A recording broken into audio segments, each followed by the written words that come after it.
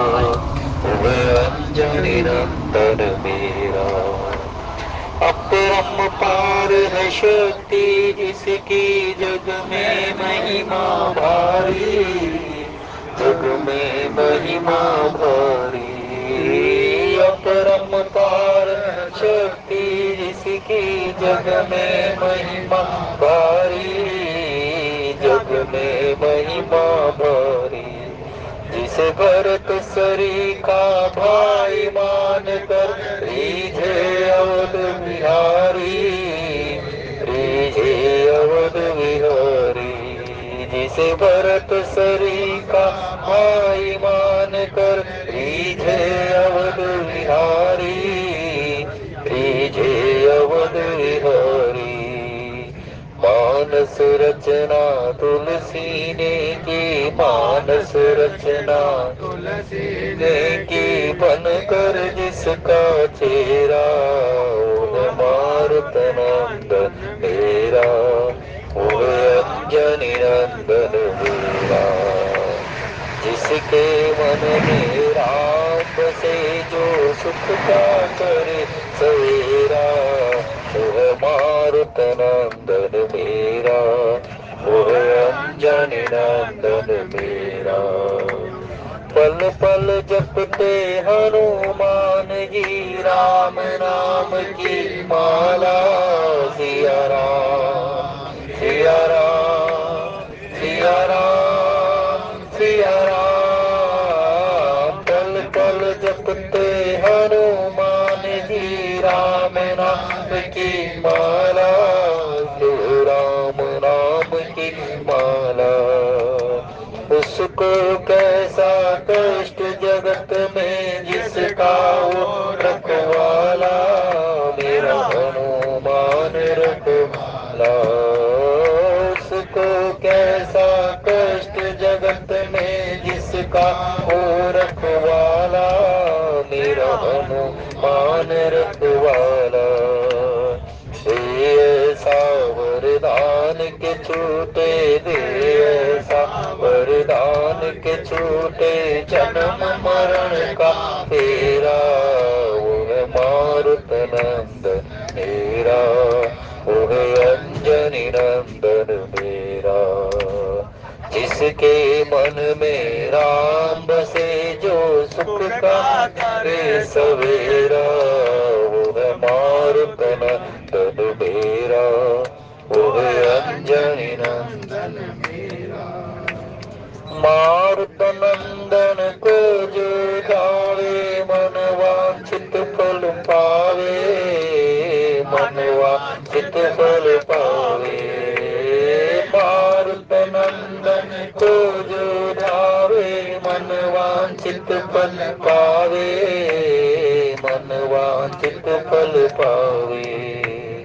सुलभ पाए वो राम भक्ति, और भव सागर तर जाए, भव सागर तर जाए।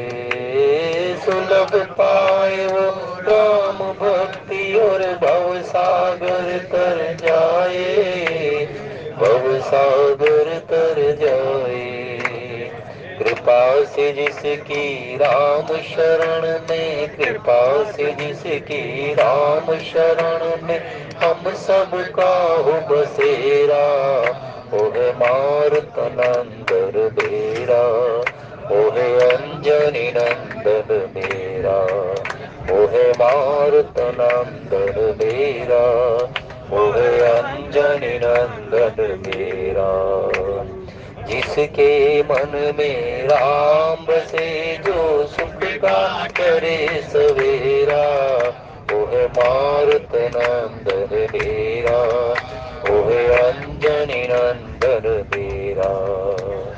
जहाँ जहाँ हो राम कथा हो, वहाँ लगाए डेरा, ओह मारुत नंदन मेरा, ओह अंजनी नंदन मेरा। भवे सज रघुनाथ जस, सुनहि जिन नर अरु नार, तिन कर सकल मनोरथ सिद्ध करही त्रिसुरार। जस तुम्हारे मानस विमल हंसन जिहा जासो। मुक्ता हल गुण गण चुनहि राम बसोहिय कासो। सीता अनुज समेत प्रभु नील जलद तव श्याम। मम हिय बसहु निरंतर सगुण रूप श्री राम। सगुण रूप श्री राम। चले निशान बजाई सुर निज निज पुर सुख पाई। कहत परश पर राम जस प्रेम न हृदय समाई। सब विधि सब ही समाधि नर नाहु रहा हृदय भरपूर उछाहु।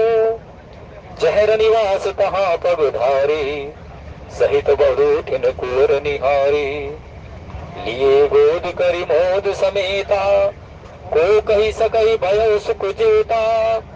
बदस प्रेम गोद बैठारी बार बार ही हर्ष दुलारी। देख समाज मुदित रनिवासु सबके और आनंद किए बासु। कहो भूप जिमि भयो विवाहु सुन सुनि हर्ष होत सब काहू। जनक राज गुण शील बढ़ाही प्रीत रीति संपदा सुहाई। बहुविधि भूप भाट जिमि बरनी रानी सब प्रमोदित सुनि करनी। बहुविधि भूप भाट जिमि बरनी रानी सब प्रमोदित सुनि करनी। मंगल भवन अमंगल हारी द्रवहु सुदशरथ अजिर विहारी। दीन दयाल विरोध संभारी हरहु नाथ मम संकट भारी। श्री राम जय राम जय जय राम। श्री राम जय राम जय जय राम। हे रघुनंदन तुम्हें प्रणाम मारुत नंदन तुम्हें प्रणाम। श्री राम जय राम। श्री राम जय जय राम। श्री राम जय जय राम। श्री राम जय जय राम। श्री राम जय जय राम। श्री राम जय जय राम। सुतम समेत नहाय नृप बोल विप्र गुरु ज्ञात। भोजन कीन अनेक विधि घर पंच गई रात सियावर राम जय जय राम। मेरे प्रभु राम सीताराम। उपस्थित आदरणीय सदवृंद, भगवान राम विवाह करके माँ भगवती सीता जी के साथ में अपने अनुज भ्रातृ और उनकी वधू के साथ में भगवान अयोध्या में सभी प्रकार से सबको अपने दर्शन का पुण्य प्राप्त कराते हुए अब महाराज दशरथ के साथ में सभी प्रकार से भगवान श्री राम महल में आए हैं और महल से जहर निवास कहाँ पगधारे सहित विदुटिन कोर निहारे। अब वो अपने निवास में प्रवेश कर रहे हैं। महल के मुख्य द्वार तक आए। सारे अयोध्या के सभी नर नारी जो युवा थे वृद्धा थे बाल युवा सबों को अपने दर्शन का फल देते हुए मानो कि इसके मूल में यही है कि सब साधन कर सफल सुहावा लखन राम से दर्शन पावा। प्रारब्ध के कितने भारी पुण्य होते हैं जब भगवान कल्प भेद अधिचरित सुहाए। किस कल्प में भगवान राम अवतरित होकर के उन सभी अयोध्या के वासियों को जनकपुर वासियों को और 14 वर्षों की यात्रा के उपरांत में वो ऐसे स्थान से यात्री बन करके वहां पर प्रवेश कर गए जहाँ कोल किरात भील जाति भी नहीं सोच सकते थे कि धरा पर भगवान अवतरित हैं और अवतरित होकर के हमको दर्शन देने के लिए सब हमारे इस कर्ण कुटीर में आ रहे हैं। वो कोल किरात भील जाति भी भगवान के दर्शन का फल पा करके पुण्य हो गई। हम सब सकल सुकृत की राशि भय जग जन्म जनकपुर वासी। जिस प्रकार से जनकपुर के रहने वाले कहते कि हम सुकृत और पुण्य की राशि हैं कि सब भगवान राम हमारे को दर्शन देने के लिए यही जनकपुर में आ गए, ठीक उसी प्रकार से कोल किरात भील जाति भी वन में रहते हुए यही कहते हैं कि देवते प्रभु पद पदम निहारे मिटे दुषे दुख दोष हमारे। भगवान के दर्शन करने से, अपने इष्ट की पूजा अर्चना करने से सभी प्रकार के पाप कटते हैं, सभी प्रकार के जो अनिष्ट होते हैं वो कटते हैं। भगवान अपने उस साधक को अपने दर्शनों का पुण्य प्राप्त करा लेते हैं। तो ये सभी के सभी जनकपुरवासी जिस प्रकार से पुण्य की राशि हैं, अवध में चलते हुए सभी के सभी अयोध्यवासी भी आज बड़भागी हो रहे हैं। और बड़भागी आज सारा निवास हो रहा है कि आज महाराज दशरथ सुन किस प्रकार से भगवान श्री राम जी ने महाराज जनक के अंतःकरण में विराजित उस प्रताप का हरण कर दिया। वो सारी की सारी जो कथा है आज महाराज दशरथ सुना रहे हैं कि जनक राज गुण शील बड़ाई, प्रीति रीति संपदा सुहाई, कयहु भूप जिमी भयहु विबाहु, सुनी सुनी हर्ष होत सब काहू। महाराज को जाते ही जैसे वहां पर गए तो वहां पर जाकर के पता चल गया कि भगवान श्री राम ने कैसे इस धरोवग यज्ञ में सीता जी का वर्ण किया। अनेकों अनेक, क्योंकि जो दूत आए थे उन दूतों ने सारा प्रसंग बता दिया था। दूत चिट्ठी लेकर के आए थे, चिट्ठी लेकर के जब आए तो चिट्ठी में तो खट्टी मिट्टी बातें थी ही, लेकिन वहां पर जो दूत थे उन्होंने भी बता दिया। जब महाराज पूछने लगे कि बताओ तो सही, तुमने कैसे जाना कि वो मेरे पुत्र हैं? तो वहां पर कह रहे कि महाराज विश्वामित्र जी के साथ में चलते हुए राम, अनुज, लक्ष्मण, और किस प्रकार से हमारे राजा जनकराज ने उनके पुत्री को वर्ण हेतु जो प्रतिज्ञा ली हुई थी, राम जी ने कैसे प्रतिज्ञा को, यानी कि जनक जी महाराज के अंतःकरण के विषाद को कैसे दूर कर दिया। विश्वामित्र जी महाराज के संग में जो तुम्हारे सुकुमार हैं, जिनको देखते ही आनंद की अनुभूति होती है, जिनको देख करके पुण्य की प्राप्ति होती है, महाराज वो तुम्हारे पुत्र हैं जिनका नाम राम और लक्ष्मण है। विश्वामित्र जी महाराज तो वो जो दूत थे, पत्रिका के माध्यम से खट्टी मिट्टी बातें यही थी कि कैसे कैसे वहां पर राम जी ने किया और कैसे कैसे परिस्थितियों में अनेकों अनेक रावण बाण छुआ नहीं चापा, अनेकों अनेक योद्धा थे। 10,000 राजा भी एकत्रित होकर के उस भगवान शंकर जी के धनुष को उठा नहीं सके थे। प्रतंचा की तो बात ही दूसरी थी।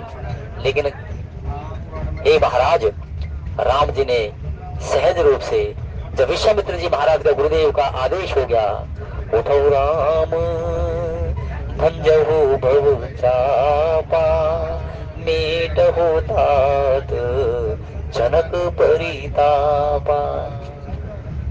ऐसी परिस्थिति हो गई थी महाराज।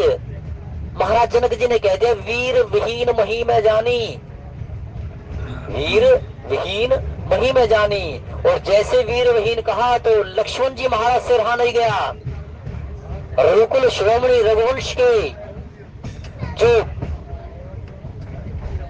यहाँ पर जिनको कहते हैं कि अनेकों अनेक बल की राशि जिनके सामने शून्य है, उनके विद्यमान होते उनकी उपस्थिति में महाराज जनक तुमने ऐसे कैसे कह दिया कि वीर विहीन मही में जाने।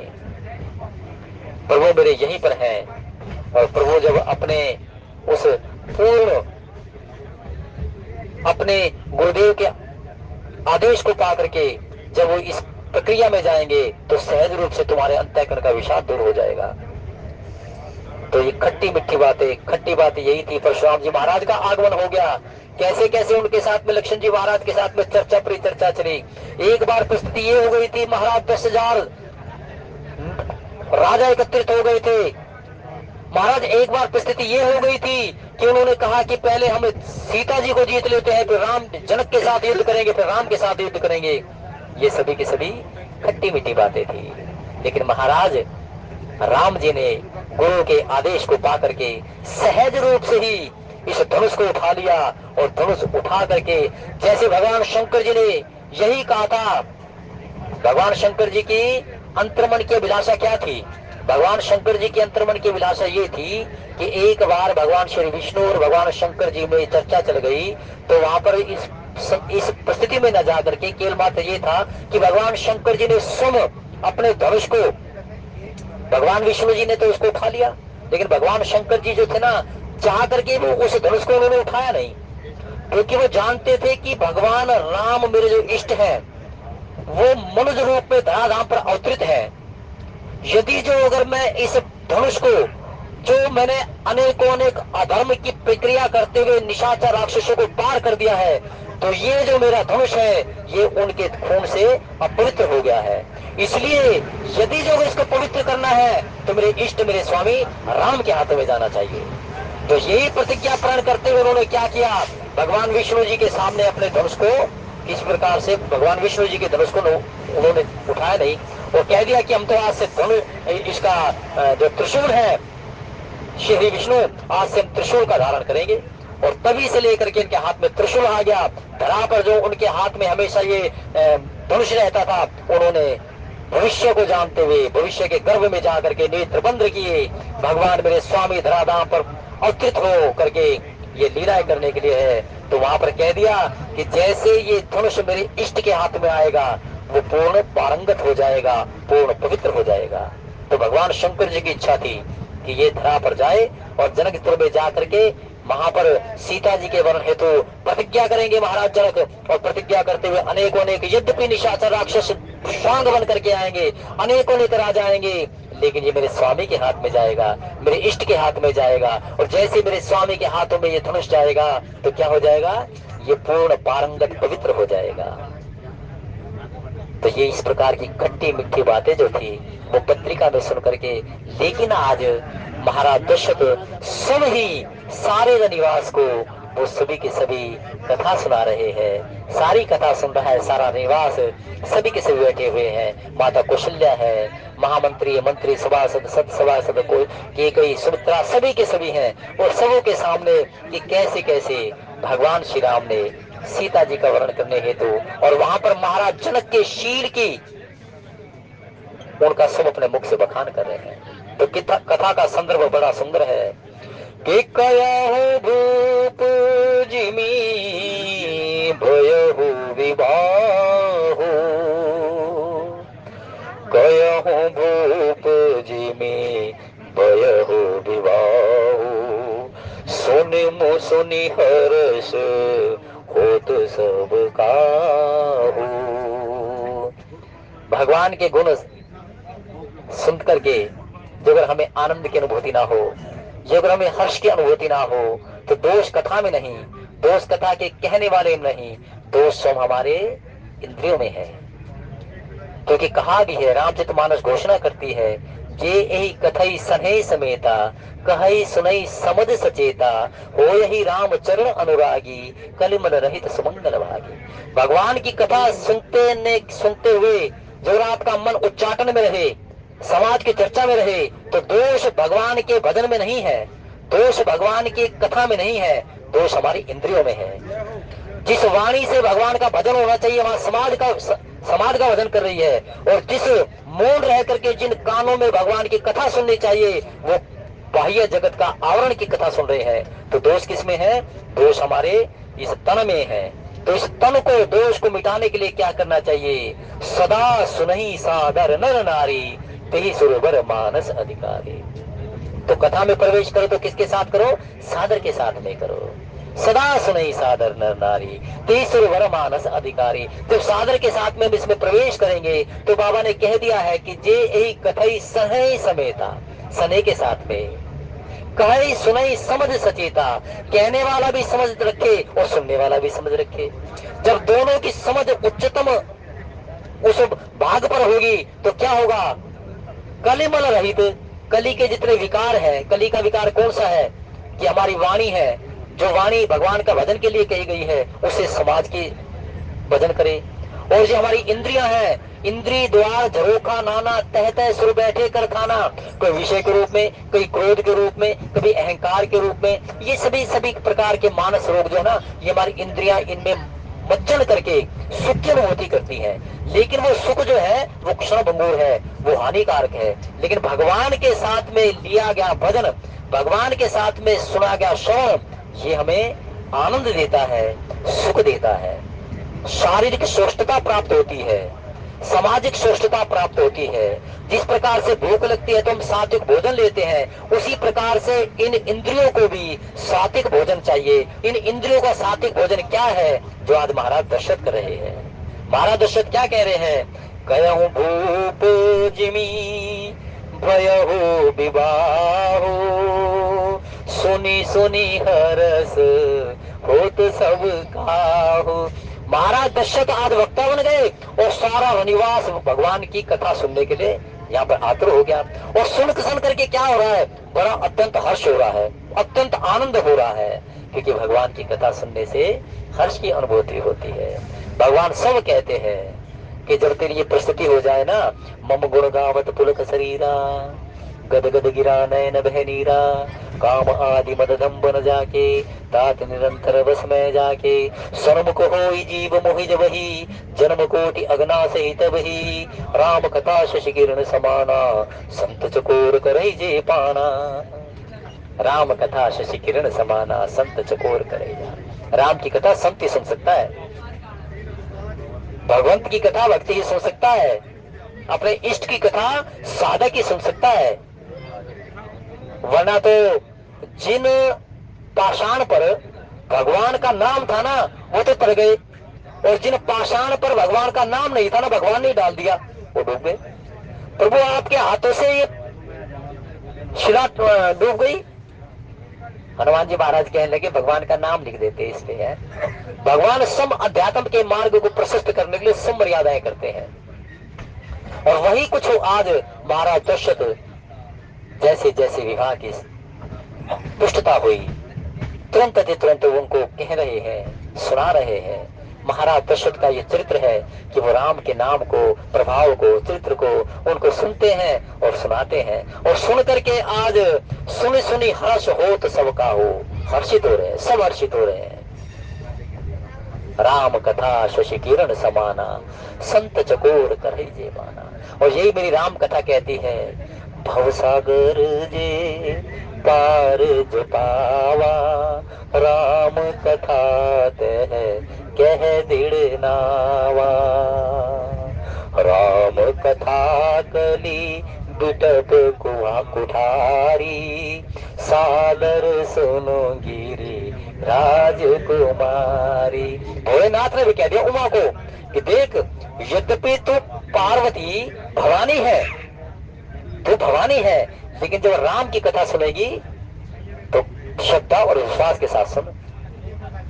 और कलयुग में तो राम कथा ऐसी है बिटप कुठारी, राम कथा कली बिटप कुठारी। कलयुग के जितने भी पाप हैं वो उसको व्यापेंगे नहीं राम कथा सुनने से। देव ऋषि नारद कहने लगे कि आज भगवान एकांत में है। देव ऋषि नारद कहने लगे भगवान आज एकांत में है।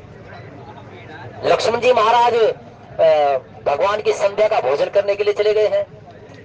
आज मैं पूछता हूं भगवान से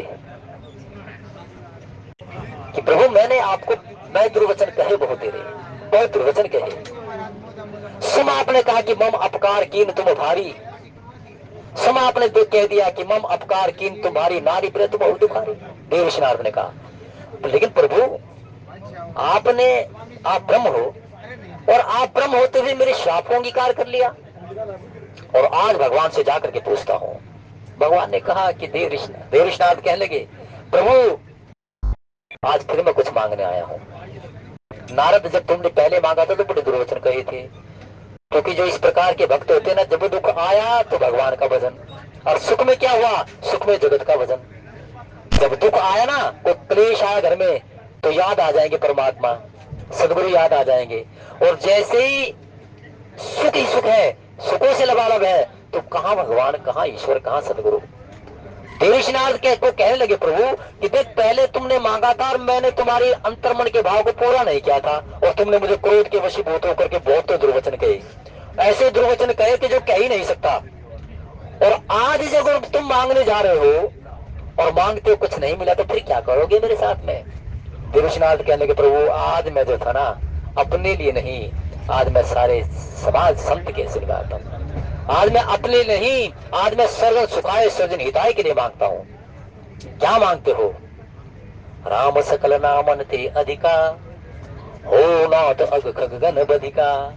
प्रभु कलयुग में आपके नाम में इतनी सामर्थ्य आ जाए, इतनी सामर्थ्य आ जाए कि त्रेता में जो पुण्य आपके दर्शन से मिला है, कलयुग में आपके नाम के बह हो जाए। यानी कि कलयुग में जो आपके नाम रूप गुण धाम मर्यादाओं को गाए, सुने, सुनाए और जो केवल मात्र आपके ही कृपा का अवलंब ले, तो जो पुण्य की प्राप्ति त्रेता में आपके दर्शन से मिलती है ना, वो प्रभु ऐसा करो कि वह कलयुग में आपके नाम को सुनते सुनते वो पुण्य बन जाए। ये देव ऋषि नारद है और पार्वती जी के गुरु है, और गुरु के वचन मिथ्या नहीं होते। इसलिए क्या मांग लिया कि कलयुग में जो राम का नाम लेगा, जो राम का भजन करेगा, जो राम का स्मरण करेगा और जो राम की कृपा का अवलंब लेगा, वही पुण्य की प्राप्ति होगी जो पुण्य त्रेता में दर्शन दे करके की थी। श्री राम जय राम जय जय राम, श्री राम जय राम जय जय राम, श्री राम जय राम जय जय राम, श्री राम जय राम जय जय राम, श्री राम जय राम जय जय राम, श्री राम जय राम जय जय राम। कहु भूप जिमी भयहु विबाहु, सुनी सुनी हरस हो तु सब काहू। सुन सुन करके सभी हर्षित हो रहे हैं, सभी के सुन करके हर्षित हो रहे हैं। जिस प्रकार से भगवान श्री राम जी की लीलाओं को देव ऋषि नारद धरा पर आकर के देखते हैं और अपने पिता को जा जा करके सुनाते हैं, ब्रह्मलोक जा जा करके सुनाते हैं, सारे देवताओं को जा जा करके सुनाते हैं, और वो सुन करके सभी के सभी आनंदित होते हैं। नारद तुमने तो आज बड़ी कथा सुनाई प्रभु। आज तो प्रभु गुरलिया चलते महाराज दशरथ के आंगन में कभी गिरते थे, कभी उठते थे और कभी और रोने लग जाते थे। और प्रभु कई बार तो ऐसा करते थे कि मुक्ता मुनियों के खंबे में अपने परछाई को पकड़ने चले जाते थे। अच्छा ऐसे कर रहे हैं प्रभु। और इन सभी के सभी लीलाओं को सुन करके ब्रह्मलोक में पिता ब्रह्मा जी बड़े आनंदित होते हैं, सुख को ग्रहण करते हैं। सनक सनंदन सनत कुमार सभी के सभी देख उनको सुन करके सुनते हैं और सुना कर सुन करके सभी को गा करके सुनाते हैं। और सबों को ही, चाहे देवलोक को और चाहे फिर मृत्यु लोक में संत समाज हो, सभी भगवान का गुणगान गाते हैं, सुनते हैं, सुनाते हैं और सुख की अनुभवशीलता करते हैं। आज यह परिस्थिति हो गई कि आनंद भी आज अवध में, और वो भी महाराज दशरथ के महल में, चारों तरफ आनंद ऐसे समा गया कि मानो कि सीमा छोटी हो गई हो और आनंद का आकार बड़ा हो गया हो। महाराज दशरथ के महल जो है ना वो छोटा पड़ गया और आनंद का आकार बड़ा हो गया। आज एक एक कण, एक एक पग पर आज मानो कि आज भगवान के नाम रूप गुण को, आज कृत्य को, प्रभाव को, चित्र को सुनाते हुए और सुनते हुए सबों को सुख और आनंद हो रहा है, सबों को सुख और आनंद हो रहा है। और जब ये सारी बातें भगवान राम जी की प्रभाव चित्र मर्यादाएं सुना दी, अब क्या कहने लगे, अभी रुके नहीं महाराज दशरथ, क्योंकि भगवान के गुण गाते गाते जो आनंद में जो आनंद आता है, सुख आता है, तो वहां पर घड़ी भी मानो कि ऐसे भागने दिखाई देती है कि ये समय कब में से बीत गया। सुख और आनंद में समय शीघ्र बीतता है, दुख और क्लेश में समय विलंब की गति देता है। तो इसलिए सुख और आनंद में कब संध्या हुई, कब रात्रि हुई और कब रात्रि का चौथा पहर हो गया, कोई जान नहीं सकता। महाराज दशरथ कहते रहे, सारा निवास सुनता रहा। महाराज दशरथ कहते रहे, सारा निवास सुनता रहा। और महाराज दशरथ कब इस प्रकार से, अब जब भगवान श्री राम जी के चित्त प्रभाव को कहा तो कहने के प्रांत में अब जनक राज गुण शील बड़ाई, प्रीति रीति संपदा सुहाई, और बहुविधि भूप भाट जीव करने। ये हम सब कहने वालों के लिए है? हम सब कहने वालों के लिए है। कहने लगे कि ऐसा कहने लग गए जैसे जो वृद्धावली गाने वाले भाट इत्यादि होते हैं ना, वो वंश के वृद्धावली गाते हैं। पर आते वो जो है ना अपने हाथ में जो सुरताल लेकर के आ रहेंगे और महाराज की रोज जो है ना उनकी वंशावली की वृद्धावली गाते गाते तो वहां पर वो करेंगे। और जब वो वृद्धावली गाते गाते उनको फिर बाद में उनको हर प्रकार से वस्त्र से, धन से, इस प्रकार से उनको मिलता है। लेकिन महाराज दशरथ के लिए कह दिया कि आज ऐसे ऐसे जनक जी महाराज के गुण को सुना रहे हैं कि जैसे वृतावली गाते हुए भाटित आदि मस्त हो जाते हैं इस राज में। ये उनका बड़प्पन है। जेगा ये चरित संभारे ते ही ताल चतुर रखवारे। गाने वालों के लिए क्या होना चाहिए? संभल करके, वाणी संभल करके हो, किसी प्रकार का किसी के ऊपर ठेस ना पहुंचना ऐसे शब्दों का प्रयोग हो, वाणी शीलवान हो, शीतलता की हो, सहजता हो, सरलता हो। तो इस प्रकार से तो वहां पर क्या हुआ? जनक जी महाराज के शील का वर्णन हो रहा है। ये भी साधुचित्त है। भगवान से फिर पूछ लिया देव ऋषि नारद ने, प्रभु में मुझे ये तो बता दो, संतों के लक्षण कौन से होते हैं? मैं संतों के लक्षण बता दूं? हाँ, संतों के लक्षण कि निज गुण शमनत सुनत सकुचाही, पर गुण सुनत अधिक हर्षाही। निज गुण श्रवण सुनत सकुचाही, पर गुण सुनत अधिक हर्षाही। सम शीतल नहीं त्याग ही नीति। सम हो, शीतल हो, नीति का त्याग ना करे। समाज के सामने कुछ और आवरण है, समाज से पीछे कुछ और आवरण है। सम शीतल नहीं त्याग ही नीति, सरल स्वभाव सभी सन प्रीति। दूसरे के शील का व्याख्यान वही कर सकता है जो व्यक्ति स्वयं शीलवान होगा। ये ध्यान रखो, ये कभी भी ऐसा नहीं होगा। दूसरे के शील का, दूसरे के धैर्य का, दूसरे के मान का, सम्मान का व्याख्यान वही करेगा जिसके पास में सम, उसके पास शील है, धैर्य है और उसके पास में सहजता है। जो अगर व्यक्ति के पास में सम क्रोध है तो वो कभी भी किसी प्रकार से दूसरे के गुणों का व्याख्यान नहीं करेगा। दुर्योधन को इसलिए सारा समाज नकारात्मक परिस्थितियों में दिखाई देता है क्योंकि उसका देखना और उसका अंतर्मन उसी प्रकार का है। पांडवों को सारा समाज धर्म से रत दिखाई दे है, युधिष्ठिर को सारा, क्योंकि उसके अंतःकरण में भी साधु भाव है, सामने भी साधु भाव है। जनक जी महाराज के शील का वर्णन, जनक जी महाराज के धैर्य का वर्णन और जनक जी महाराज के प्रीति का वर्णन आज महाराज दशरथ ऐसे बखान कर रहे हैं, ऐसे बखान कर रहे हैं कि वो भूल गए कि तुम राजा हो और ऊंचे आसन पर बैठ करके सबको तुम सुना रहे हो, भूल गए। ऐसे ऐसी प्रस्तुति ऐसे सुनाते रहे, सुनाते रहे, सुनाते रहे, गाते रहे। जैसे हम कई बार लाड में कर देते हैं ना, लाड में आकर के किसी श्रोता का नाम दे देते हैं, उसके बड़प्पन का नाम दे देते हैं, उसके गुणों का बखान कर देते हैं। तो ये स्वयं का कहने वाले का शील है, स्वयं का कहने वाले का बड़प्पन है। दूसरे के बड़प्पन को अपने मुख से कहोगे तो हमें भी बड़प्पन मिलेगा। ये समाज है। और जो अगर हम सारे जगत में कहेंगे मैं हूं, तो सारे जगत क्या कहेगा? तू नहीं है, तेरा अहंकार है। तो मान, सम्मान, बड़प्पन हम जितना दूसरे के लिए देंगे, समाज उतना ही हमें वापस करके देगा। और कहने वालों के लिए तो बड़ा सचेत है, कहने वाले को कभी ऐसी परिस्थिति नहीं होनी चाहिए कि इस बीच में रह करके कि अभी ब्रह्मगादी पर था और ब्रह्मगादी पर कहते कहते जब सामने के सामने, यदि अगर शील क्या है? शील व्यक्ति का सबसे बहुत बढ़िया कीमती आभूषण है, शील। यदि जो यही शील व्यक्ति को वंदनीय बनाता है और यही शील व्यक्ति को निंदनीय बना देता है। शील व्यक्ति का तब नहीं देखा जाता जब उसके सामने उसके अनुसार परिस्थिति हो, उसके मन के मुताबिक परिस्थिति है, शील तब नहीं दिखाई देगा। जब उसके मन के विपरीत परिस्थिति होगी तब उसका जो आचरण, उसका धैर्य और जो शील है तब जाकर के देखा जाएगा।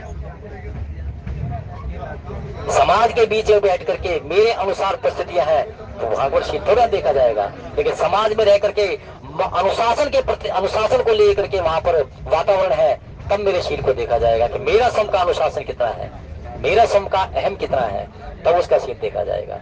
महाराज दशरथ जनक जी महाराज के शील का वर्णन कर रहे हैं, धैर्य का वर्णन कर रहे हैं। और शील बहुत बढ़िया सुंदर व्यक्ति का आभूषण है। शील ही हमारे को निंदनीय बना सकता है, शील ही हमें वंदनीय बना सकता है। महाराज दशरथ ने जनक जी महाराज के शील का वर्णन कर रहे हैं। जनक राज गुण शील बढ़ाई, उनके बड़प्पन, उनके शील और उनके गुण। महाराज कहने लगे, अब सारी कथा सुना देना अब तक की, फिर कहने लगे कि महारानी कौशल्या को, महारानी तुम जानते हो जब हम विदा होने आए तो जनक जी महाराज हमारे रथ के साथ साथ चलते आ गए, नगर तक आ गए। जब मैंने हाथ जोड़ करके कहा कि हे राजन अब आप वापिस जाइए, तो ये क्या है? ये उनका गुण है, ये उनका शील है, ये उनका बड़प्पन है। एक राजा अपने किस प्रकार से वो मान सम्मान को, अपने धैर्य को, शील को दिखा रहा है। तो महाराज दशरथ कहते चले गए और प्रीत रीति संपदा सुहाई। और प्रीति रीति की कह नहीं सकते कि किस प्रकार से पहले ही हमारे विदा होने से पहले ही हर स्थान पर जनवासे बना दिए गए, हर स्थान पर आराम के सभी साधु समाज लगा दिए गए, भोजन इत्यादि का वर्णन कर दिया गया। तो आज महाराज दशरथ बहुविधि भूप भाट जिमी बरनी, रानी सब प्रमोदित सुनी करनी। जय सिया राम, जय जय सिया राम, जय सिया राम, जय जय सिया राम।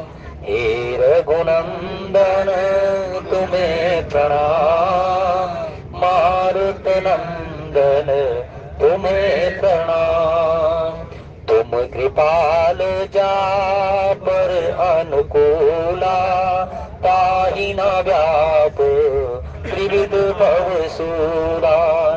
दैहिक दैविक भौतिक तापा, राम राज का हो ही न व्यापा।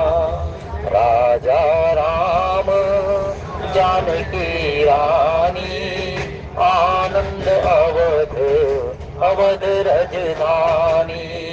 राम नाम बिनु गिरा न सोहा, देख विचार त्याग मद मोहा। जाकर नाम मरत मुख आवा, अधमहु मुकुत हो ही श्रुति गावा। जासु नाम बल शंकर कासी, देत सबहि सम गति अविनाशी। जय सिया राम, जय जय सिया राम, जय सिया राम, जय जय सिया राम। और फिर भगवान शंकर कहते कि यह शुभ साधन तीन होई, तुम्हारी कृपा भाव का कोई कोई पाता है ना। हम देख भी सकते हैं आपस में, यही ज्यादा दूर जाने की जरूरत नहीं। ये कृपा हर एक को नहीं मिलती। यह शुभ साधन ते नहीं होई, तुम्हारी कृपा पाव कोई कोई। और भगवान शंकर जी ने घोषणा कर दी कि ये वास्तव में ही जिसके ऊपर भगवान की कृपा होती है वही वास्तव भजन और श्रवण कर सकता है। और आज यही भजनानंदी श्रवणानंदी बन करके सारा का सारा आज अवध समाज रनिवास भगवान राम की गुणों को सुन करके जनक जी महाराज के कौन है, जनक जी महाराज कौन है? जनक जी महाराज वो है इन्हीं विलोकत अति अनुरागा और परबस ब्रह्म सुखई मन त्यागा। अरे क्या कमाल कर दिया। महाराज जनक जो थे ना, जिसका ध्यान लगाते थे, ध्यान में जो आते थे, देखा ही नहीं था उन्होंने, तो पता था सीताराम आते थे उनके ध्यान में। जैसे वो अखंड समाधि में लग जाते थे तो जिसका ध्यान लगाते थे वो वाम भाग में और भगवान श्री राम जी का ध्यान लगाते थे। भगवान श्री राम जी जब धनुष लेकर के उनको ध्यान लगाते थे और जैसे ही उनको देखा विश्वामित्र जी के साथ में, तब जा करके कहता कि इन्हीं विलोकत अति अनुरागा परवश ब्रह्म सुखई मन त्यागा। जब मैं ध्यान लगाता था तो मुझे यही सुंदर छवि श्री राम जी की दिखाई देती थी।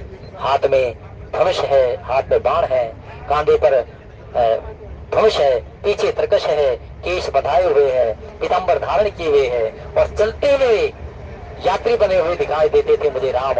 और जैसे आज मैंने इनका निहोरा किया है तो जो मैं ध्यान लगाता था तो जो ब्रह्म सुख की अनुभूति थी, ब्रह्म सुख की अनुभूति थी, लेकिन आज ध्यान लगाने से जो सुख दिखाई मिलता था वो भी छोटा दिखाई देता है। क्यों? मुझे आज साक्षात्कार हो रहा है, भगवान से साक्षात्कार हो रहा है। तो जनक जी महाराज के उनके कृत्यों का, उनके पुण्यों का क्या सराहना करनी। वो भी जिनके यहाँ पर भक्ति ने अवतार ले लिया वो इतने बड़भागी है, और जिनके यहाँ पर ब्रह्म ने अवतार ले लिया वो कितने बड़भागी है।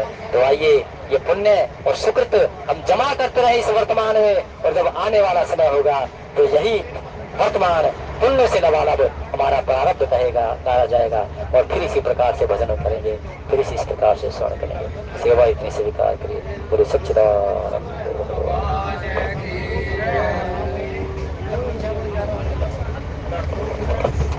धन्यवाद बालक, बहुत सुंदर भाव। अब आरती होगी।